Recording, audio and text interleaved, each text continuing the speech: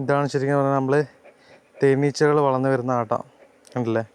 അപ്പോൾ ഇത് മുറിച്ചിട്ടാണ് നമ്മൾ ഓരോ സൈഡിൽ ഇട്ട് കൊടുക്കും, 2 സൈഡിലായിട്ട്. ഇത് വളർന്നു വന്നിട്ട് പുതിയൊരു ഫ്രെയിമായിട്ട് വരും. അപ്പോൾ അതിന് പകരം നമ്മൾ പുതിയൊരു ഫ്രെയിം കെട്ടി കൊടുക്കണം. ഫ്രെയിം നമ്മൾ മുറിച്ച് കളയണം. അതാണ് ആദ്യത്തെ മെയിൻ പണി. അതിന് ശേഷമാണ് നമ്മൾ പഞ്ചസാര അങ്ങനത്തെയൊക്കെ കൊടുക്കേണ്ടത്. കണ്ടില്ലേ, ഇതൊക്കെ ഇടയ്ക്ക് വൃത്തിയാക്കി കൊടുക്കണം.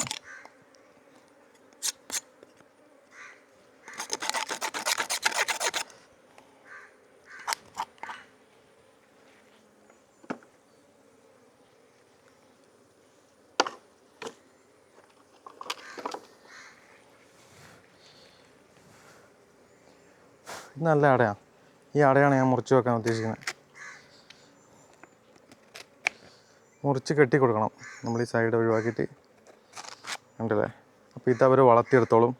ഇത് വെച്ചിട്ട് നമ്മളെ കയ്യിൽ റബ്ബർ ബാൻഡുണ്ട്.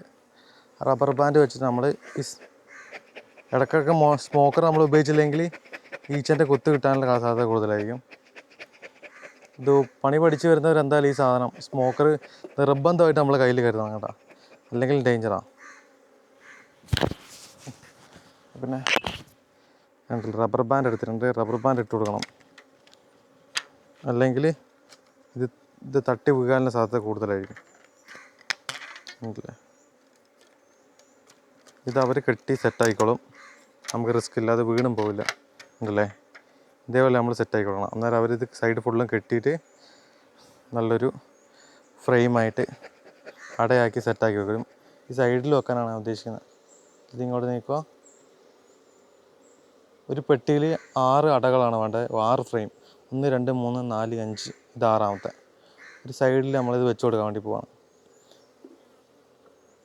അല്ല, ഈച്ചകളുണ്ട്, പക്ഷേ ഈച്ചകൾക്ക് വളരാൻ പറ്റുന്നൊരു സാഹചര്യമില്ല, നല്ല അടയില്ല. അതാണ് ഈ പെട്ടിയിലെ ഏറ്റവും വലിയ പ്രശ്നം.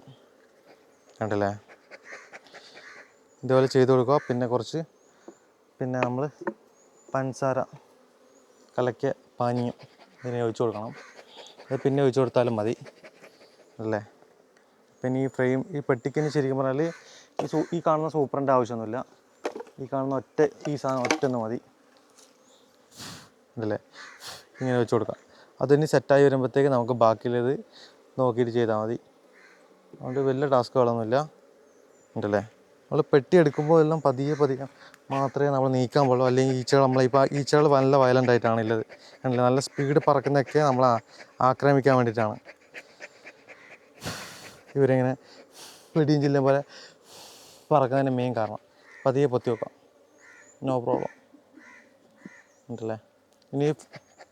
ഇനി ശരിക്കും പറഞ്ഞാൽ മഴക്കാലം ആകുമ്പോഴത്തേക്ക് ഈ പെട്ടീൻ്റെ അടിഭാഗമൊക്കെ നമ്മൾ ശരിക്കും വൃത്തിയാക്കി കൊടുക്കേണ്ടതാണ്. ഞാനിപ്പോൾ ഇത് അടച്ചു വെക്കുന്നേ ഉള്ളൂ, ഇപ്പം ഒന്നും ചെയ്യുന്നില്ല. ഇനി അടുത്ത പ്രാവശ്യം വന്നിട്ട് ചെയ്യാമെന്നാണ് വിചാരിക്കുന്നത്. ഉണ്ടല്ലേ. ഇതേപോലെയാണ് നമ്മൾ ഓരോ പെട്ടിയും സെറ്റാക്കി വെക്കേണ്ടത്.